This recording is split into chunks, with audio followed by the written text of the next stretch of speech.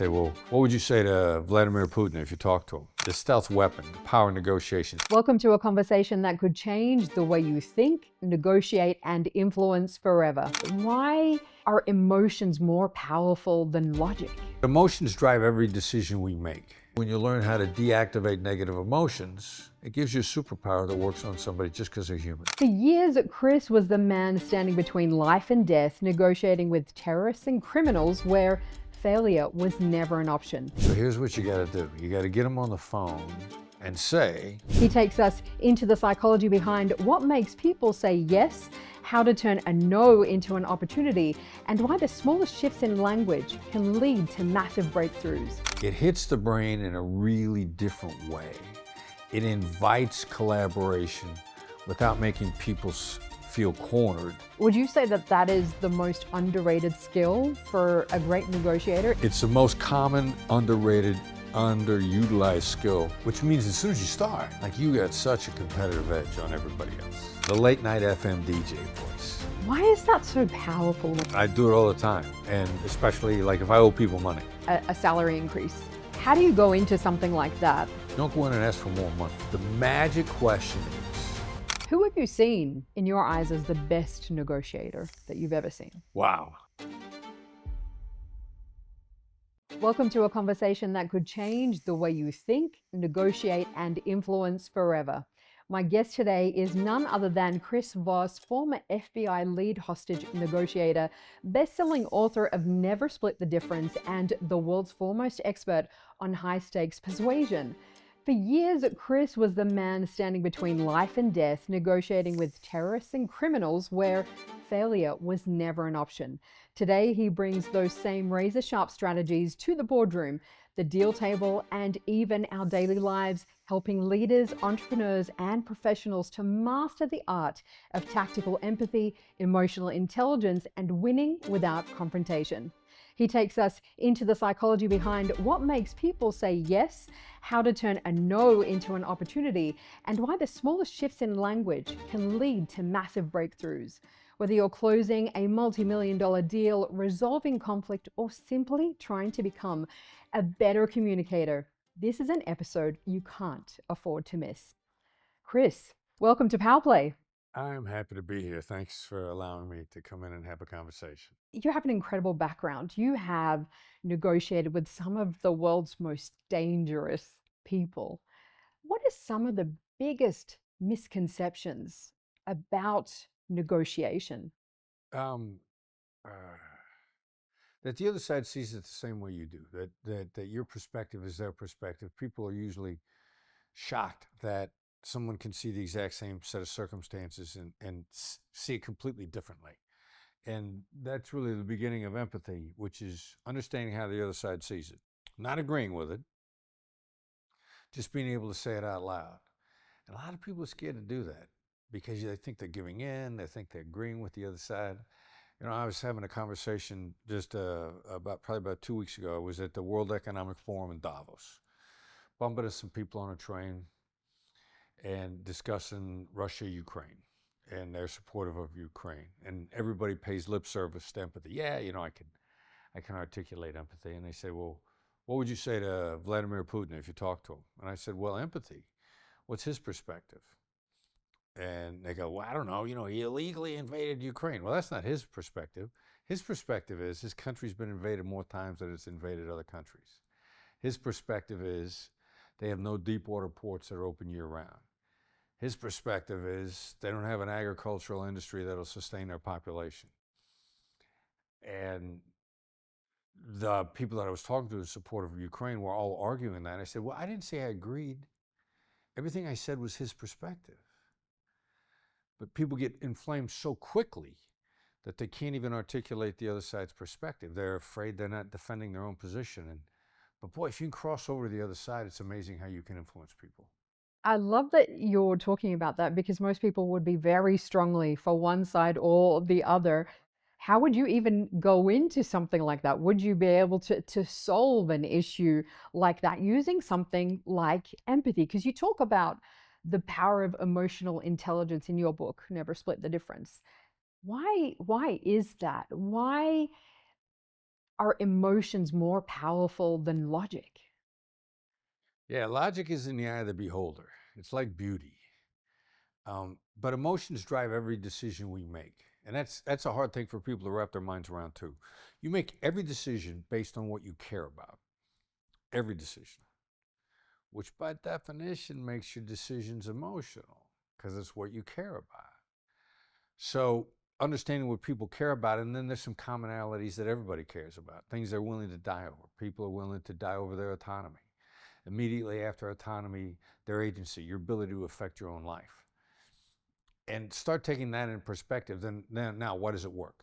I don't care who you sit me down with. You can sit me down with President Putin. You can sit me down with any leader. And as soon as I articulate their perspective to them, we'll draw closer together. We'll get rid of a lot of the nonsense. They'll stop saying in their head, but you don't understand. What I need is to get that voice, but you don't understand, in their head to shut up. Now we can start having an actual conversation. And if we draw closer together, we can probably find some outcomes. How would you go about that though? In an interesting situation like that, for example? Well, were I to sit down with him, I'd articulate what I believe his perspective to be. Yeah. All the things that I just said. And there's a bunch of other reasons as well. And as soon as I start laying out what the other person thinks, they're either going to say, that's right, which is the magic 2 words, because we'll draw closer together every time I get a that's right out of somebody. I know we're closer together. Or they'll correct me. Now that gets in a lot of people's way, but if you correct me, you feel like you're helping me. As soon as you start correcting me, we're no longer adversaries. You're now mentoring me. You're now guiding me. And what I need us to do is get into a conversation that's not adversarial. Now we can possibly see if there's any solutions or pick a point in the future we both like.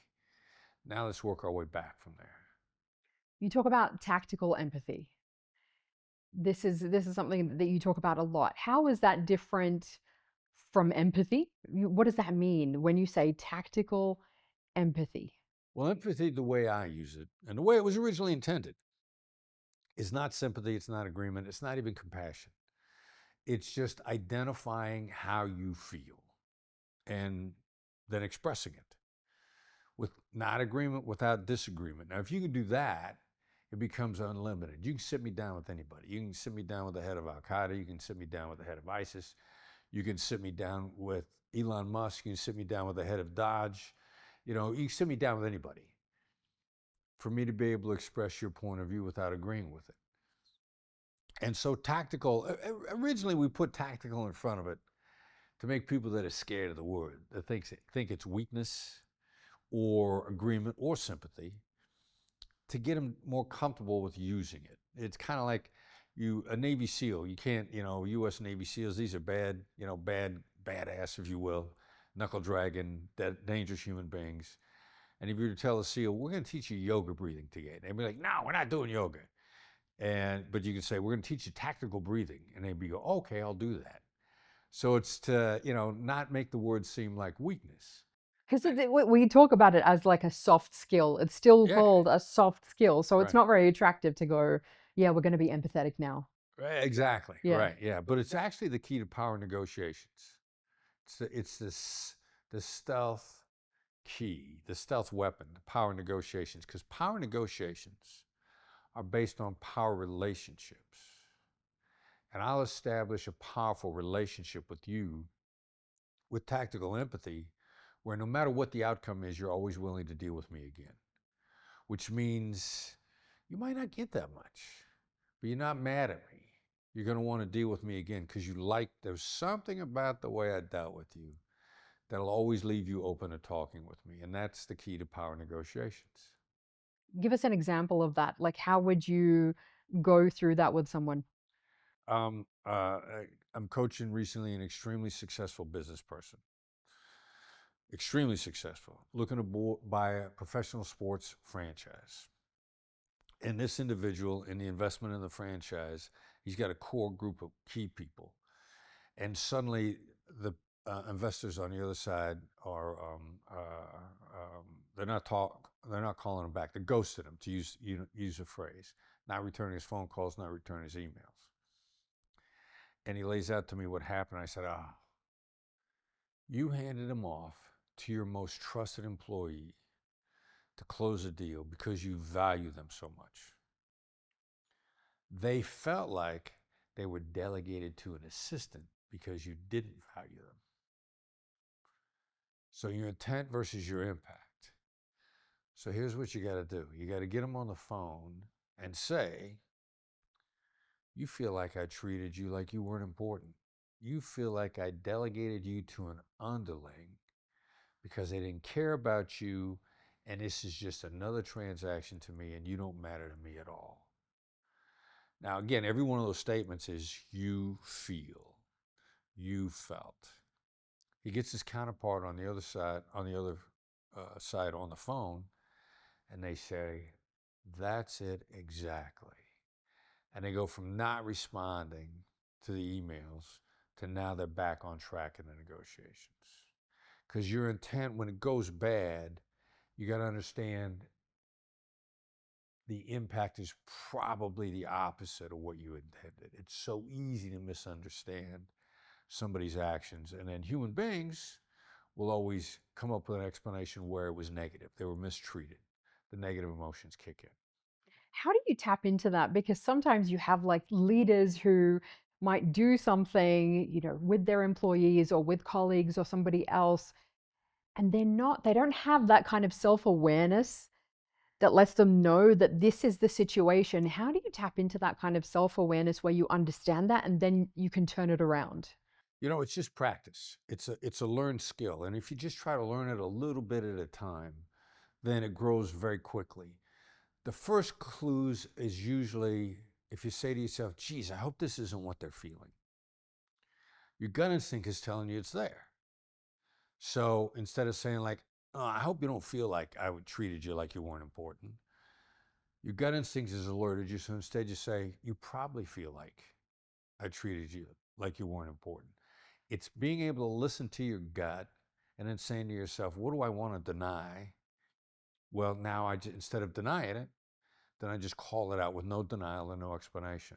And that's the way to get it started. And then when it starts to work, it's like waving a magic wand. Is it about the conversation? Is it about making sure that we listen to be better listeners, both not just in terms of what somebody's saying to us, but what they're doing and listening to the body language and what they're doing? Yeah. Reading between the lines. It's really the difference between hearing and listening. Listening is analysis. Hearing is, okay, I can repeat back what you just said to me. I have no idea what it meant, but I was thinking about something else where you were talking, and I remember the words and I'll repeat them back. That's not listening. That's not thinking about what's driving them, what's between the lines. And as soon as you start thinking about what's between the lines and then start taking guesses, then the other side starts to think. And now suddenly, instead of arguing or talking at each other, you're really collaborating.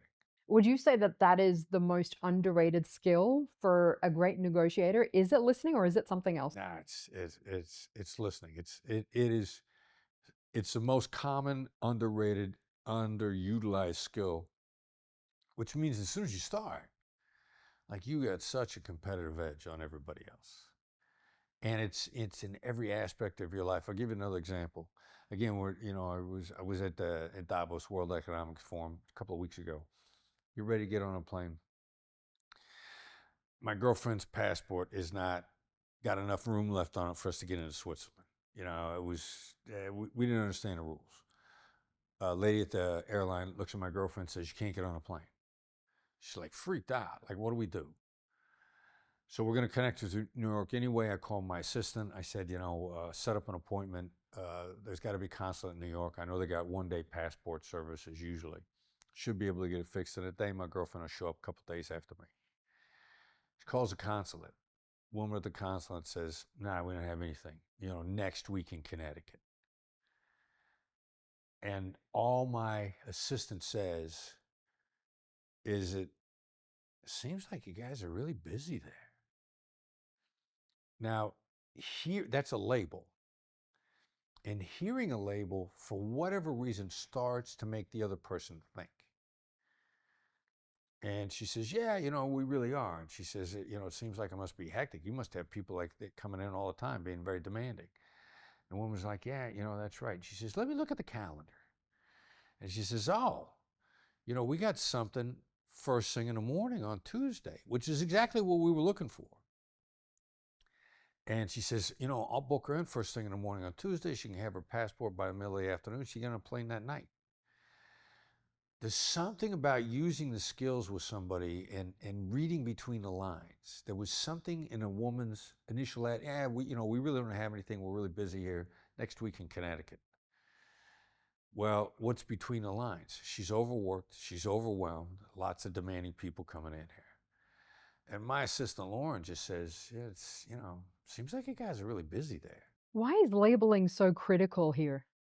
I don't know exactly why it works, that it gets the other side thinking without feeling accused or questioned. It hits the brain in a really different way. It invites collaboration without making people feel cornered. And it invites mutual problem solving. Doesn't it always also kind of make people feel seen? When she said that, she's like, it seems like you're under a lot of pressure. You've got a lot going on. It's like in that moment, if I'm thinking if I was her, I'd feel seen. Like, yeah, I'm under a lot of pressure. It's crazy right now. I'm so glad that you can see the madness I'm in. That's a big component of it, absolutely. And that's why it changes things almost instantly, because nobody gets that feeling. It's so hard because a lot of us we're working through so much, usually in a thankless position, Yes. and we're not seen. So I guess for me, from what I'm seeing, labeling is a way for people to feel seen. Everybody wants to feel seen, heard, and valued, don't they? Yeah, absolutely, 1,000%. And that's why it draws you closer together. Yeah, I'll give you another example, and while we're talking about it, because that's it. There is something to that magic. A couple of business people I'm coaching, they're in South Africa, very contentious conversation. And the guy who's most angry and upset is making demands that are not in the contract. There's a lawyer at the table. So what's a lawyer going to do? Probably the thing that's going to most inflame the situation. He says, I'll read the contract to you. Now the guy that's upset gets even more upset. And he's verbally abusive to the other side. And finally they calmly say, maybe we need to table this discussion. The late night FM DJ voice, which calms both people down. Now, fortunately, they don't flame it anymore. They get up and they leave the table. The guy who used the late night FM DJ voice. You have to explain what that is for people who don't know what that is. It's the downward inflecting voice when you talk. And either men or women can do it, because when I did it just now, all I did was drop my chin while I was talking. And so even if you're a female, you can have a calming and soothing voice without being seductive, a problem that women have to deal with 10 times more than men ever have to do. But it smooths the neurochemistry in the other person's brain and in your own. Actually, I use it a lot of times. If I start to get upset, I'll use the calming voice to calm myself down. Anyway, they calm the situation enough to take a break. And they pass each other in the hall, and the executive who'd calm things down gets the insight to the other guy, and he says, seems like you're under a lot of pressure. Which was it exactly. The executive that had gotten angry has got all these other projects that are killing him. He's overwhelmed with, he's worried about the budget. He's worried about keeping his job. He's taking it out completely on the executives that are most collaborative with him in the moment. And with that one subtle insight, what's going to make somebody so demanding, inappropriately so, in the middle of a business negotiation? Probably a lot of pressure on the other side. Now, maybe it's manipulation, but 9 times out of 10, it's pressure that they're under. And as you said earlier, to be suddenly seen instead of attacked or argued with, it smoothed everything out, and they ended up fixing all the problems. It's so interesting. I have 2 girls, and it's kind of like this applies in so many different spaces. I remember when my eldest, she's quite a fiery personality. And I think Wonder where it's, she gets that. I think it's also girls like, when they're like 10 in that tween kind of era is like, that's intense. And I remember we'd get into crazy fights together where either I was going to kill her or she was going to kill me. And I don't know what, like, it just was crazy. And then I was saying that to someone who's a parenting expert. And she was like, Sally, you don't need to fight back. Actually, what you need to do is step back. You need to hold space. Right. And it's kind of like saying to her, going, I see that things are crazy for you. I mean, it could be her hormones, it could be anything, with that kid or with that family member or whoever. But it's kind of like seeing them, that changed everything. Yeah. Yeah. Good. Yeah. When you see someone and you see what they're going through and you acknowledge it, and they may not even know what to do with the emotion when you're in the middle of a crazy kind of confrontation, right? Yep. Exactly. That's right. It's amazing, but I want to come back to the FM DJ voice, Right. right? Kind of doing as someone who's been in radio for a long time, I'm so fascinated by this because it's so interesting. How do we do that? How do we tap into that? I mean, I feel like I know how to do that. I feel like, you kind of go in and you lower your voice like that. You're almost like speaking from your diaphragm, from Yep. your stomach area, right? Yeah. Why is that so powerful when you're talking to people? We learned it by accident originally in hostage negotiation that calmed people down. I was on a suicide hotline. I was a hostage negotiator. And it was so powerful in highly inflamed situations.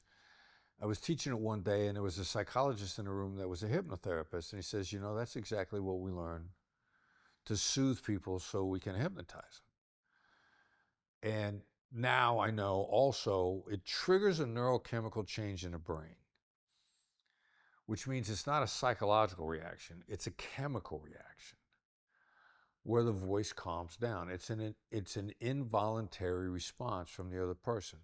Now I can calm you down, or if I smile and you hear the smile, that's also a neurochemical reaction, which you can fight, but you can't stop me from starting it in your brain.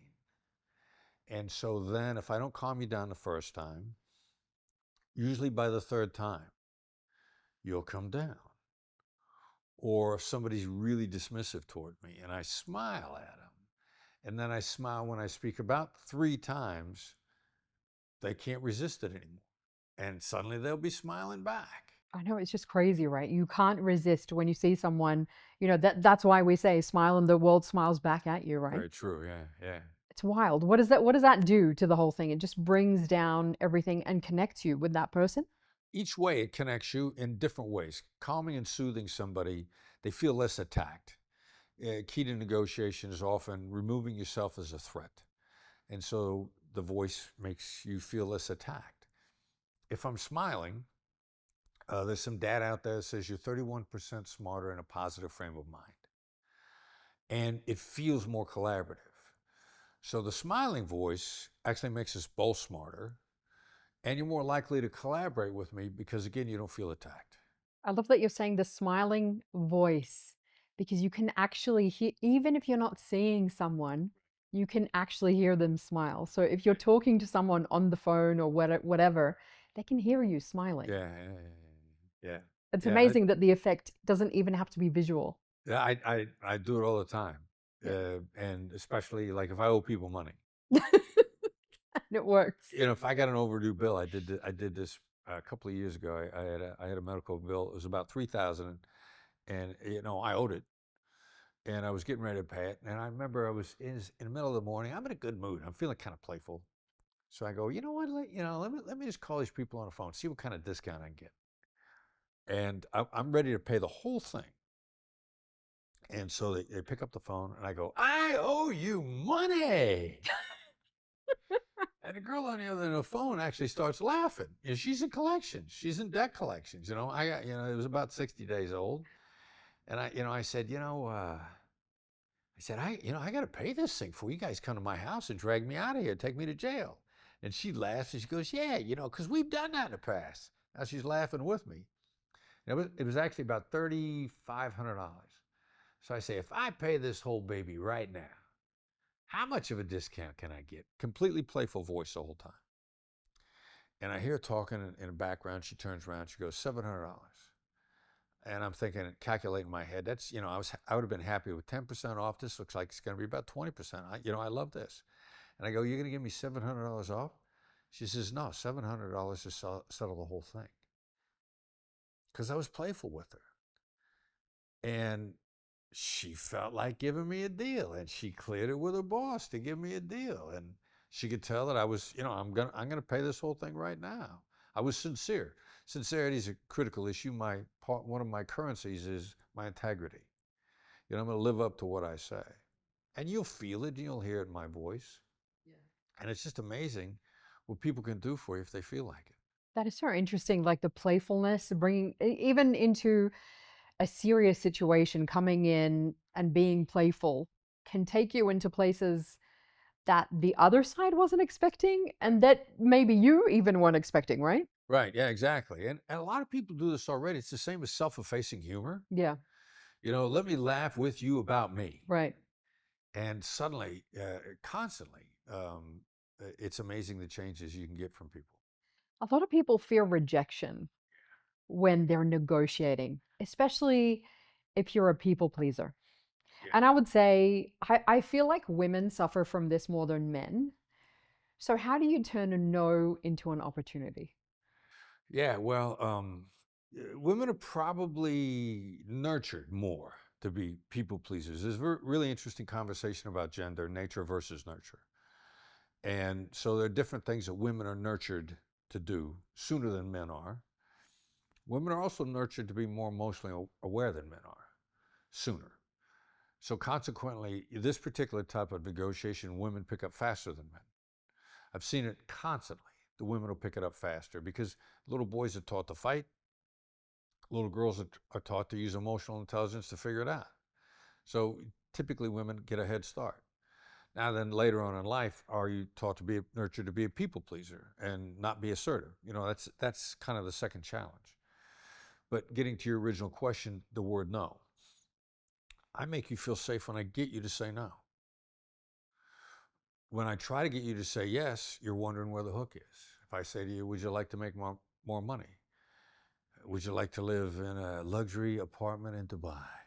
Yes, but what's the catch? Exactly. That's your reaction. So, because you've been taught there's always a catch to yes. And you've learned, it's Pavlovian, the Pavlov's dog's response. So in a Pavlovian way, you've learned that whenever you say no, you protect yourself. So I may say to you, is it a bad time to talk? Are you against learning about how a luxury condo in Dubai might be more affordable than you think? Both of those are no. You're like, no, I'm not against that. You feel safe and protected when you say no. So in my company, we're not in the yes business, we're in the agreement business. What's an agreement look like? I'm going to get to it faster if I get you there by asking you questions where the answer is no. Have you given up on living in a better house?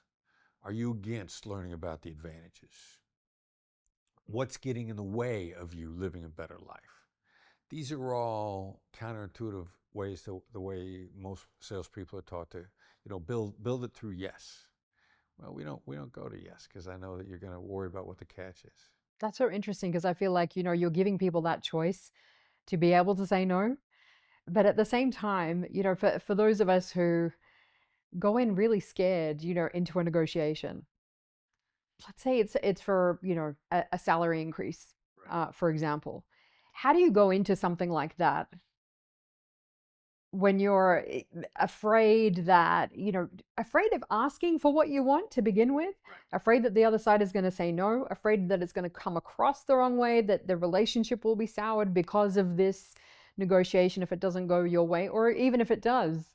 So how do you kind of change that mindset so that you're better prepared to go into a negotiation? Well, I love the concept of salary negotiations because, again, what's the other side's point of view? If you don't watch it, what the boss hears you saying is, hey, I want to get paid more to do the same amount of work. If you're going and asking for a raise, that's what you're doing. You don't go and say, hey, give me more responsibilities. which should justify you paying me more.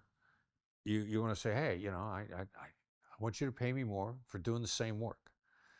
That's what the boss's perspective is. That's empathy.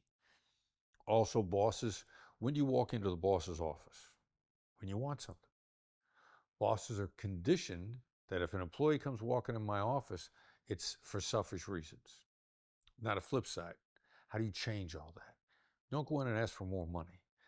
The magic question is, how can I be guaranteed to be involved in the most important projects that are critical to the future of this company? Now the boss says, oh, holy cow. You want to make me more money? You want to change my life? You want to be one of the most important employees in our company? Yeah, wow. Let me think about that. Let me think about how you could be worth so much more than you're worth now. I'm giving a presentation on negotiation to a very well-known organization that sells globally. And they got the CEO on the phone and all their salespeople on the Zoom call. And one of the employees says to me, literally in a Q&A, how do we get a raise out of this guy? He's listening in. And I say, this is a question you ask. Go into his office and say, how can I be guaranteed to be involved in projects that are critical to the strategic future of this organization? And before anybody else can react, he says, I wish everybody here would come in and ask me that question. That's how you get a raise. Become more valuable. Be worth more money. One of two things is going to happen. You're going to get a shot at making more money, and they're going to pay you more. Or they won't pay you more, but you will do spectacular things which will make you more marketable, which means you should go shop your skills someplace else, because if they're not going to pay you what you're really worth on critical projects, that's a poor corporate value, which means they're going to get bought by somebody else. They're going to go bankrupt. They're going to make a succession of bad decisions. You've just padded your resume so that you are more spectacular and you're more marketable on the outside to go work for somebody who's going to appreciate you. That is so interesting. I love how you've just flipped it all around. Coming back to what you were saying earlier about men and women, who makes better negotiators, men or women? At the top end, I'm seeing no difference between men and women. There's certain aspects. Men are conditioned to be assertive. That's essential and inadequate. Women are conditioned to be more emotionally intelligent. That's essential and inadequate. If either one, male or female, decides they're going to be both, emotionally intelligent and assertive, that's a dangerous human being. That's somebody who's going to go really far and do really well for themselves and their company. And understanding how to get that balance. Yeah, and it's usually just a sequencing issue. Like, I'm a huge fan in the U.S. Among the people I'm a huge fan of, Cody Sanchez. Cody Sanchez is assertive and a female and is emotionally intelligent. And she's unstoppable. She believes in building. She's constantly building and growing. She loves to learn. She's insightful. Anybody can pick those skills up if they decide to, or whatever chatter they have in their head, they can deactivate it so that they believe that they can do it. How do you get the belief that you can do it? How do you get the chatter out of your head that's self-defeating? It's usually practice. I don't know what triggered Cody, but I'm a big fan of hers. So interesting. She is an amazing business coach who's done a lot of the work herself. And yeah, I definitely agree. Definitely somebody to watch in terms of how they bring that balance. I want to kind of go into your FBI hostage negotiations, and I'd love for you to talk to us about maybe one of the craziest hostage situations that completely transformed how you think about human nature. Yeah, well, they're pretty much all crazy. It's everybody wants to collaborate if they could just be understood. Like most hostage taking, most kidnapping is business. It's bargaining. And we used to get asked all the time by, commanders, ambassadors, when is this going to be over? And our answer would be when a bad guy feels like they've gotten everything they can. So there's a subtle word tucked in there. When they feel like it. So I'm talking about a guy from Al Qaeda's feelings.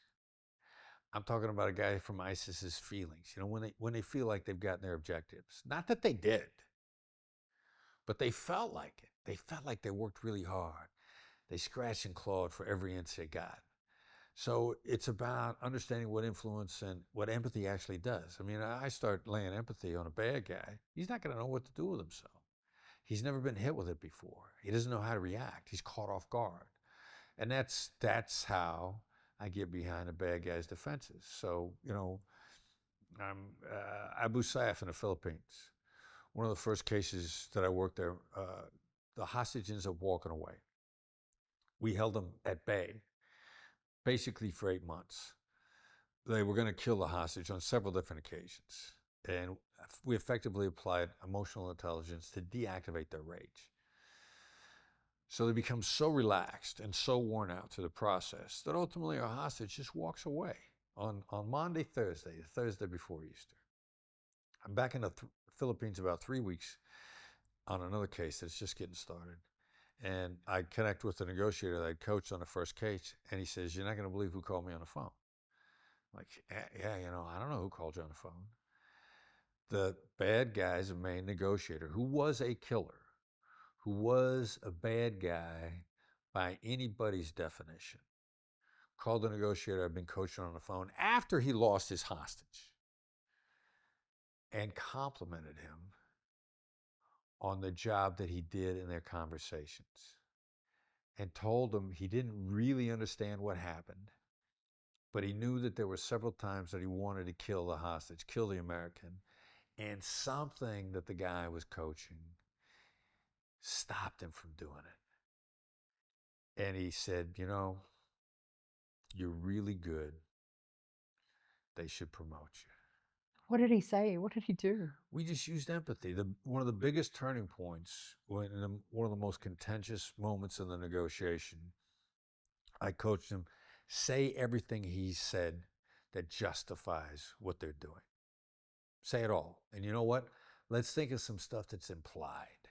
All the reasoning, all the colonialism, all the oppression, all of the harm.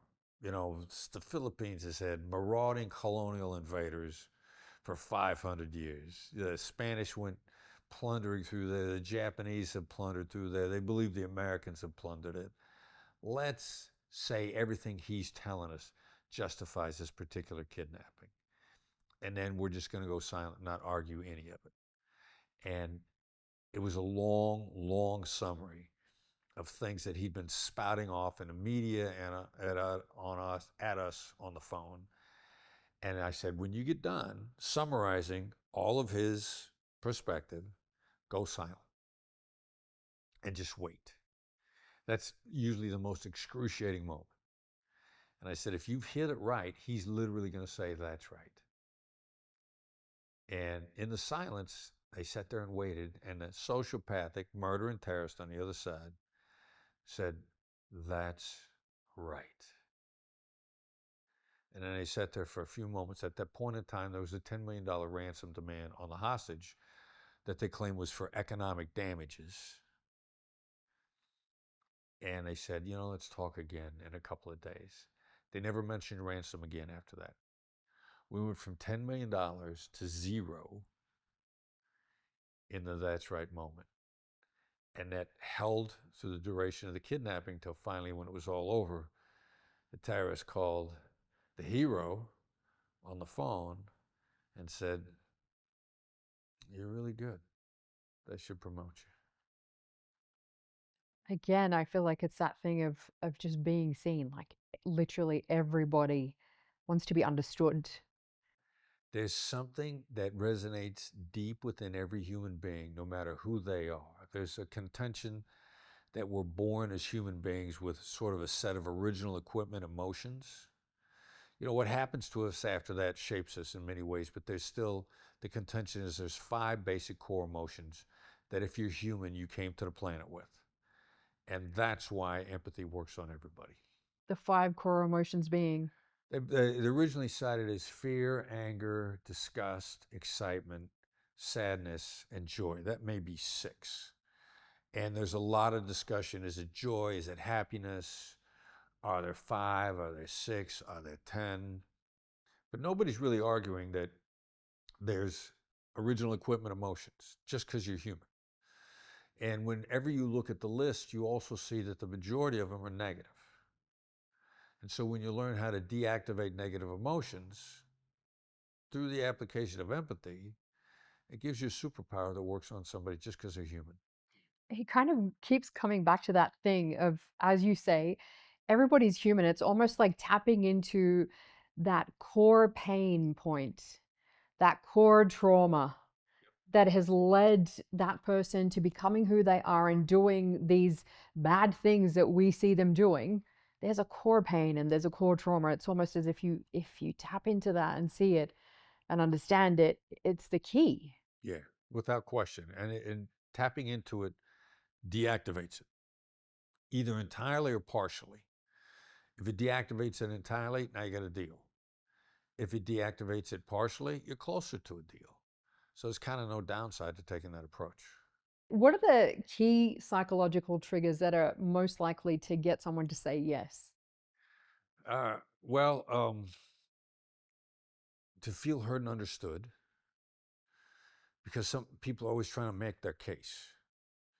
If you just see what I'm trying to say, that's going to calm me down. And really, yes, at its best, yes is an aspiration. Yes is a hope. Hope is essential and inadequate. Yes is essential and inadequate. You really got to get into how. And so even if you've gotten somebody to say yes, is it a false yes? Is it counterfeit? Or is it a solid yes? Most of the time it's counterfeit, because people are used to being bamboozled with yes. What's the hook? What's the catch? So even if yes has come out, I'm going to find out, what's the implementation look like? Are you simply probing me for information? Are you due diligence? Are you trying to get a competing bid out of me? Or do you actually want to proceed?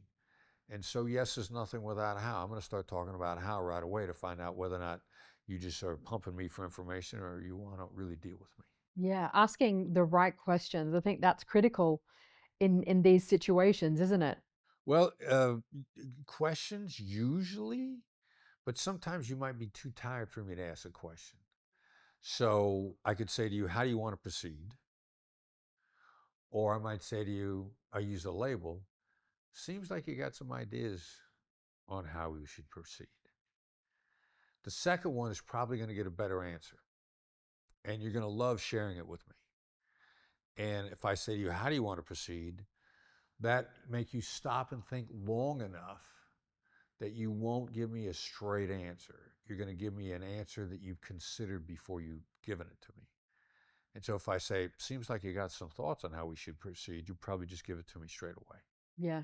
And I love that the way you phrased it, you have some ideas on how we can proceed.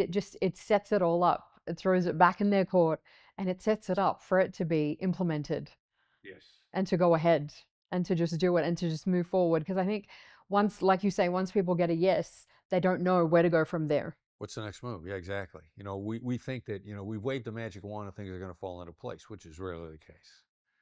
How, we've been talking a lot about the voice, how to use your voice. How can the tone of our voice betray us in a negotiation? Yeah, wow.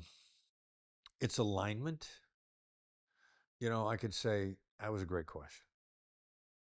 Or I could say, that was a great question. Or I could say, that was a great question. Your inner voice is going to betray your outer voice, knowing how it's going to land on the other side. Tone is like the spin on a ball, and your words are the ball. If it's a soccer ball, if it's a football, American football, baseball, if the ball doesn't have spin on it, it's not going to hit its target. So the tone is the spin. I want my words to land. or if I've got something that I'm really worried about the way it's going to land, then I'll make it a question. And I might say, seems like I'm being greedy. That'll land. Give me an example of where you use that in a negotiation. We charge a lot of money for our services, more than you've ever paid. It might seem like we're greedy, and you're going to think about it. And you're going to, and even if I tell you the number, which I will, you'll say to yourself, it's probably fair. I can't afford it. But no, you're not being greedy, which sets me up for the next conversation. Interesting, interesting. And sometimes I like what you said about your inner voices can betray your outer voice. It's kind of like when you're thinking one thing and you're trying to say something else, and you have to, it's kind of like that thing of not being authentic with the person that you're talking to. Is that something that we do? It could be inauthentic, or you could be dismissive and authentic at the same time. I got a question a couple weeks ago from a guy at the gym, and I think he recognized me, and he was just trying to connect with me, and he asked me a question like, do you drive a Tesla? And I'm like, no. And that tone of voice is like, that's a stupid question. Why are you even bothering me? Now that was authentic and dismissive. I was busy in the moment. I could tell he got all grumpy and angry, and he walked away. And I thought, my tone was authentic and dismissive. And I wasn't there to make friends that day. I was there to get my workout in and get the heck out of there. So, but your original question, the tone, what carries it with it? Was I interested? Am I dismissive? I mean, there's so much you can do with tone, like so much, that as soon as you start wrapping your mind around it, you'll smooth out the moments when you've been inadvertently dismissive. And you'll also smooth out the moments when you're worried about what your ask is and you want your ask to land. So tone is huge. Tone is one of our skills. We actually take the time. We got 9 basic skills. And we talk about on my company tone so much that we actually take the time to call it a skill, and we define it. We talk about dropping your voice when you're speaking, or smiling when you speak, or asking a question when you want it to land. If you can do those, you can say almost anything. So interesting. I love that. In your long career of negotiation and thinking about what the best negotiators do, who have you seen in your eyes as the best negotiator that you've ever seen? Wow. Usually the likable person has a huge advantage. Now, my former boss, Gary Nessner at the FBI, he had likability mastered. I think, he's one of the few genuine extroverts I ever knew. He loved dealing with people. He got energy from people. He never wore out of energy. And it came across in his demeanor, and he had a global impact on a hostage negotiation world just because of his likability. One of the FBI commanders once referred to him as a spiritual leader of hostage negotiators worldwide. And that commander didn't even like Gary that much, but he respected his ability to influence people. So I learned a lot from Gary. Was it his likability that was the key for him? Yeah, and it comes out in his demeanor. And Richard Branson is very similar in that regard. Like if you think of Richard Branson's face, you see him with a smile on his face. Always. Always. And he has very much that same likable demeanor. He's always, you see him energized and enthused about talking to people all the time. And clearly his accomplishments globally are significant. So the likability factor. Then, another well-known negotiator that I have a tremendous amount of respect for, Oprah. Oprah Winfrey. Yes. Now give some thought. Oprah Winfrey's one of the most successful people, business people alive. Her wealth is competitive with anybody's. She did not start with any demographic advantages. She started well behind the power curve. And she's also, think about, she's dealt with over the years probably some of the most touchiest, most volatile Hollywood celebrities. Who's she feuded with? You'd have to think hard about her having an argument with anybody. And then what are the interviews that she pulled off? Well, one of my favorites, the Lance Armstrong interview. Lance happens to be a friend. I'm acquainted with Lance. I think Lance Armstrong, I have a tremendous amount of respect for him. I like him a lot. She interviewed him after the doping scandal. She's the one that got him to admit to everything. Now, and so getting him into the conversation to begin with, like, Oprah does not catch you off guard with the questions. You know in advance what you're going to get asked. So there's a negotiation to get into the interview. There's an agreement of what you're going to be asked, and then are you going to perform on the moment. She hit him with hard questions, which he was honest about. Now, typically, the person who has laid out that much afterwards, like, they got all sorts of complaining, and they're unhappy about what they said, or they denied what they said. The gotcha questions. The gotcha questions. Yeah. Lance doesn't have a problem with Oprah or anybody else that she's ever interviewed. She interviewed Michael Jackson. Think about the high-profile celebrities in extremely touchy situations that Oprah got the interview with, and how many of them mad at her over it? Like, none of them. That's a phenomenal negotiator. I have to ask you, Donald Trump. So many people were shocked everybody was like, it's going to be close, it's going to be close. It was not close at all. Right. It was a landslide. Right. What is it about Donald Trump that makes people keep coming back? A lot of really counterintuitive stuff.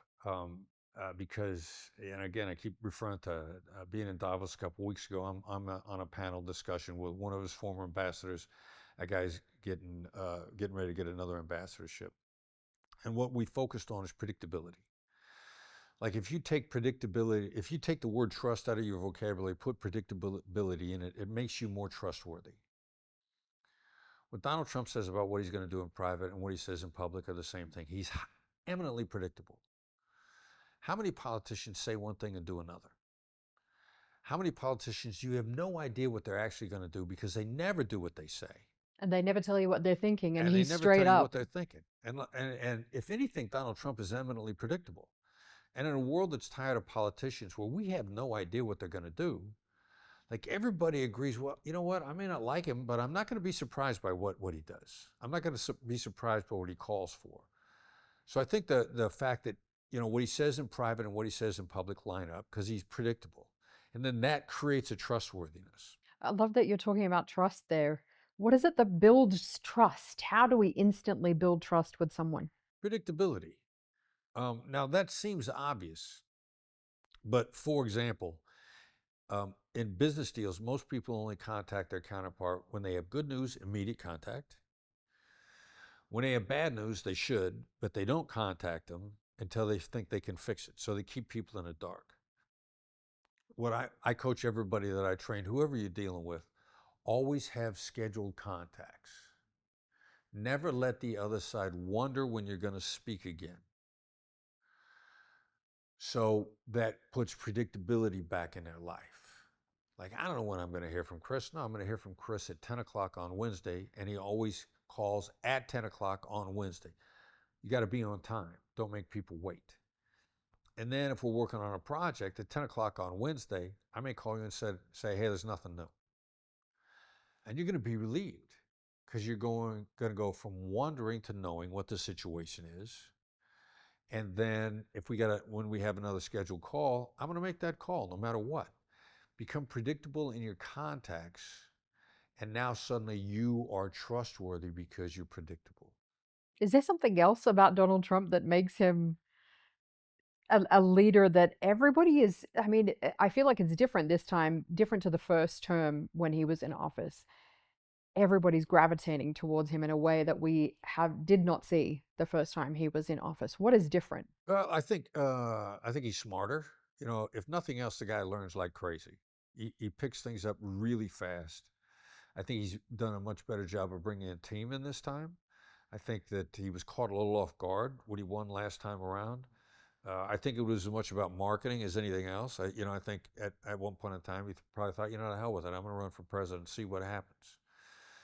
And the fact that he was out for a while, a lot of politicians, when they come around the second time, they spend serious time thinking about how things happened last time around. And they want to bring in a better team. They want to benefit from the lessons that they've learned. And this time in particular, he's not joking around.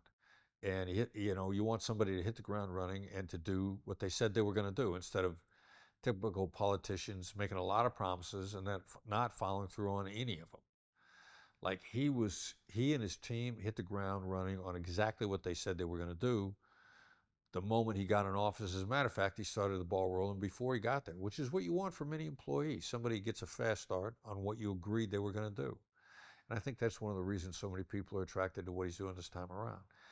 And the other thing that's also very interesting about him, like no matter how argumentative people get with him publicly, if they take the time to go see him, people seem to make deals. Trudeau from Canada has been sparring with him in the media for years. And suddenly Trudeau decides to go down to Mar-a-Lago and sit down with them. And like almost everybody that takes the time to go talk with them in person, suddenly there's a way forward that's less combative. And I think more and more people are learning, look, don't argue with the guy in the press. If you want to work something out, go see him. And you'll be surprised at how much he wants to collaborate with you. Do you always prefer to see somebody in person when you want to negotiate something high stakes rather than online or by phone? If it's really important, if I go see you in person, what message do you get? I value you enough to come see you. If I don't want to get on a plane, come see you. If I only want to talk to you on the phone, what message is that saying? Hey, you're not that important to me. If I just want emails, hey, you're not that important to me. If I come see you, you get a sense of respect and that I value you enough to come and see you. So you don't have the time to do it in all your interactions, but understand that every time you go see someone, you send them a message that you value them, and that's going to make a big difference. What is one negotiation that you've been part of that did not go your way, that still stays with you today? And what's the lesson that you took away from that? Yeah, well, there were a number of different hostage cases that turned out badly.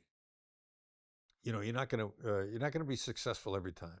Another thing I learned from Gary, the first time I worked a case where things went bad, he said, we're going to take the approach that gives you the best chance of success, which means occasionally it ain't going to work. Occasionally it's just out of your hands. And the second major case I worked in the Philippines, a lot of people got killed. And I took for granted collaboration on the second case from both governments. It's kind of like when a championship team wins a championship. Then when the season opens the next year, people are more concerned. I didn't get enough credit last time around. I'm not making enough money as a result of last success. People tend to get a little bit self-centered after a great success. And a previous case was a huge success. And I underestimated really how important people needed to be appreciated to keep the collaboration going. And there was a lack of collaboration from the governments on both sides. There was a lack of a collaboration among the bad guys, and things just went bad from almost from day one in that case. And one of the things that I really learned from that is, don't underestimate the value of appreciating the people on your team. You just don't take them for granted. And I've tried to increase that. I happen to be a very assertive person, and not showing enough appreciation for collaboration is probably one of my biggest weaknesses. What's the best ways that you've seen that people like to see themselves appreciated? If you get a random message from me, that I think you're doing a great job. It means a lot. It seems like such a small thing, but actually, people that matters to people, doesn't Yeah, it? just out of the blue. Yeah. I just recently bought a house in Vegas. The house I lived in for 4 years before that, my landlord didn't raise my rent for 4 years. And when I moved out, I knew that they had kept my rent about $1,000 under market the whole time I was there, and they were happy with me. When I was sitting in that house, I'd be in the backyard early in the morning, drinking a cup of coffee, and I'd send them a random message saying, like, I love this house. I mean, I love this house. The birds in the backyard. I'm looking at the flowers. Like, thank you for having such a great house that I get to live in. And they didn't raise the rent on me for 4 years. And they helped me buy another house. And they were responsive at all times. So afterwards, I realized, I don't pay the annoyance tax.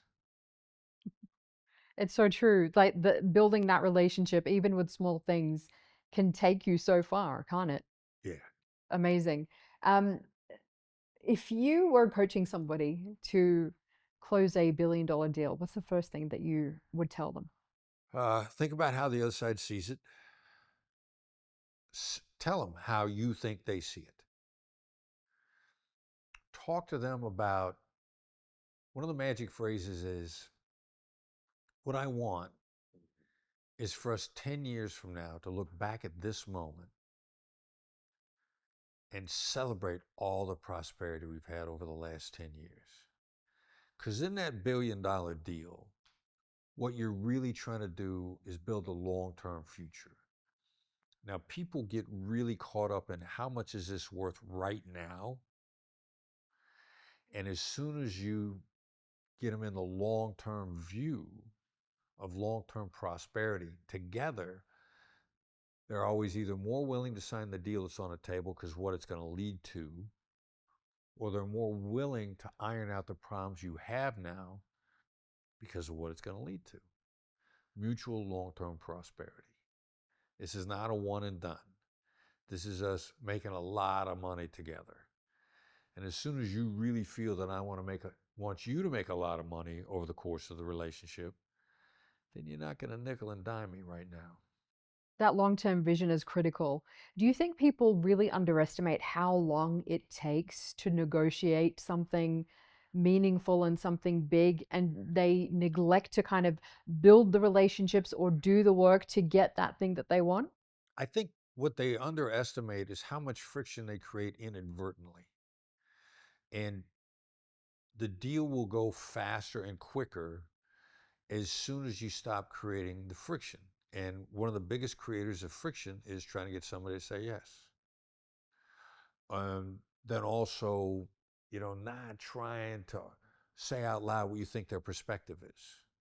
Like there's so much more friction in everybody's life that they're doing because they don't know any better. Every time I try to get you to say yes, you're wondering about, where's the hook here? What am I letting myself in for? Every time I don't take the time to show you that you've been heard, just repeating back what you just said. There's something in the back of your mind. Did he hear what I just said? I'm not sure that he really gets where I'm coming from. There's a massive amount of friction in everybody's life that if you could just make it go away, everything would accelerate. Is that the biggest mistake that you see executives making when they are, trying to negotiate? Yes. Yeah, I think so. I think not realizing how much faster it will go when you create collaboration or let the other side contribute. What is the one change that people can make that will immediately improve how they communicate? Uh, just try to repeat back small parts of what you heard the other person say. Just try to repeat it back. It makes people feel heard. How much time do you have for somebody that doesn't listen to you? None. Right. It goes away. Now, even if every answer they gave you was correct, even if they laid out for you everything that you wanted, there's still this feeling of not being listened to that makes you feel empty, which is going to cause friction. So the amount of time that you save by taking the time to make somebody feel listened to accelerates, it probably accelerates the speed to the deal by 9x. And you're going to feel like it's inefficient. I don't have to repeat back what they just said. It's a waste of time. Plus, it makes me sound stupid. No, the impact it has on the other side is it accelerates everything. If you had to negotiate for your life with one tactic, what would that one thing be? Labels. Yeah, almost everybody on my team, like we got 9 skills, and each one can be sort of its own situational surgical strike. Give us the 9. Labels, mirrors, paraphrases, dynamic silence, iMessages, calibrated questions, tone of voice, I'm sure mirroring, and probably no-oriented questions. Asking a question where it's a no instead of a yes. So that's a lot. It's like having a bag full of golf clubs. You're like, which one do I hit with most of the time? When you get really good, you know which club you want to pull out of the bag. But I'm seeing on my team, by and large, each one of us, we can work our way entirely through a complete negotiation only using labels. And I know it hits the brain differently. It invites collaboration. It makes me think. It makes you think. And I can use a label to demonstrate I understand. I can use a label to draw you out. I can use a label to ask you a question. I can use a label to get you to review yourself. Labels are really kind of all the skills, are the Swiss Army knife, the skills. It's pretty incredible when you talk about these things. I think we've covered in the conversation most of the 9 or all of the 9. We didn't talk that much about calibrated questions. Let's talk about calibrated questions. What are they? How do they work? It's basically questions that start with either the word what or how. Now, most people will call them open-ended questions or interrogative questions, the reporter's questions, who, what, when, where, how, and why. But what and how, you love to be asked what to do, makes you feel in charge. You love to be asked how to do something, makes you feel in charge, makes you feel comfortable. I give you the illusion of control. I'm less of a threat if I'm asking you what and how questions. They trigger deep thinking. What is primarily designed to trigger thinking about identifying problems. What's the biggest challenge you face? What gets in the way of success? What happened the last time you did this? That's about identifying problems, primarily. How is mostly about uncovering implementation. How would you like to proceed? How am I supposed to do that? That indicates that I got an implementation problem. It invites collaboration. Those are what those do simultaneously. Now, if I want to get real tricky, I'll combine a what question with the right kind of emotion. And I'll say to you, what do you love about Dubai? What do you love about Dubai? What do I love about Dubai? Yeah. That it is the most dynamic, exciting, forward-thinking city in the world. Okay, what you just did was, when I asked you that question, is you looked up and you tapped into positive emotions, like the most positive emotion, love. And so it energized you in a moment. The look on your face changed. I saw you get energized by being a what question about love. And then what you also did was you told me who you are. Dynamic, energetic, a lot of opportunity. That tells me the sorts of things that you're drawn to. And I can find out immediately if our core values, at least some of them, are in alignment, because this is an entrepreneur's paradise. This is one of the most highly supportive business environments on planet Earth. And to be energized and excited by that is about innovation. It's about ambition versus competition. Competition can also be involved, but to be the best you could possibly be, it's about ambition. And ambition is usually about being innovative. You like new, interesting, exciting things.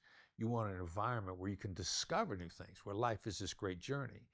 And so when I ask you what do you love about anything, I'm going to trigger, first of all, you're going to feel better. and then I'm going to get a real positive readout about who you really are, as long as I'm listening. And so that's one of the calibrated questions that's a little bit of a game changer in conversations anywhere. I love that. I love that question. And I love how it was so simple, but it went so deep. What are some other great calibrated questions that we can ask someone to get them on our side? Well, when I'm working on getting a free upgrade to a suite in a hotel, How do you do it? 3 steps. And this was a process that my son Brandon invented. My son Brandon was very involved in the creation of everything that we did and the collaboration. He's now out on his own. But I'll walk into the hotel, and I'll give you my idea if I got a reservation. I'll let you find it because I need you listening to me. And if you're searching for my reservation, you're going to be distracted. Multitasking is a very bad idea, so I need you focused. So you find my reservation. I'm going to say, I'm getting ready to say something to you. It's going to ruin your entire day. And you just watch people go, oh, God. All right, what is it? Because if you're working in a hotel, you've seen some bad stuff. Do I have my wife's head in my suitcase? Something crazy.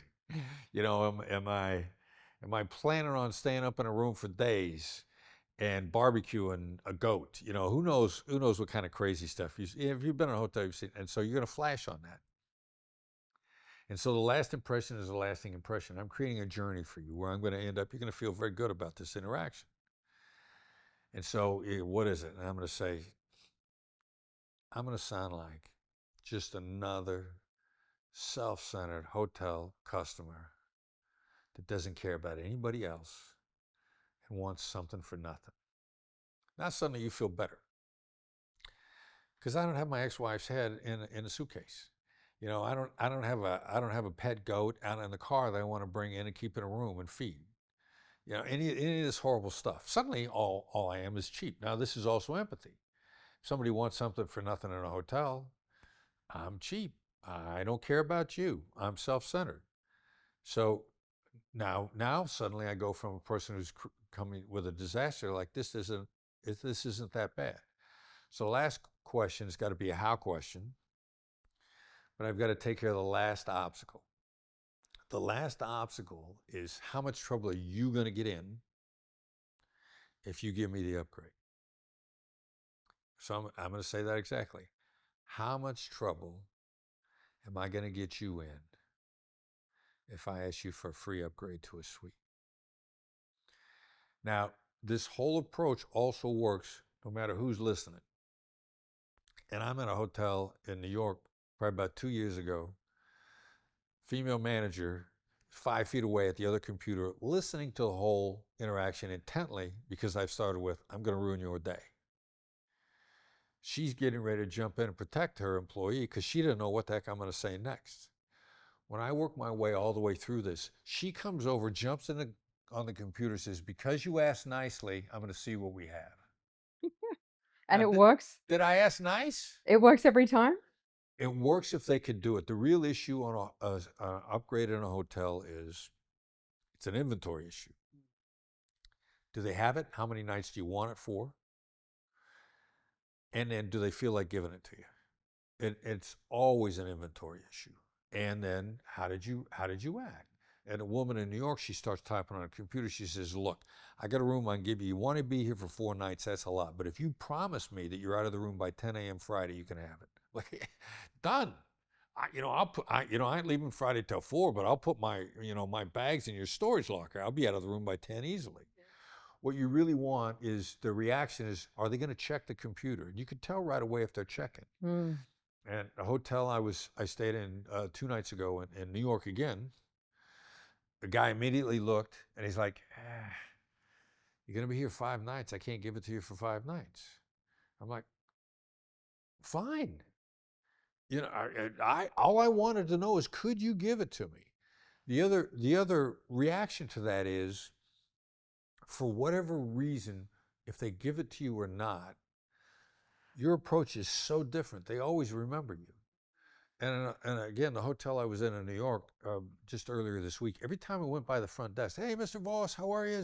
Are you enjoying your stay? Is there anything we could do for you? Is there any way you can help us out?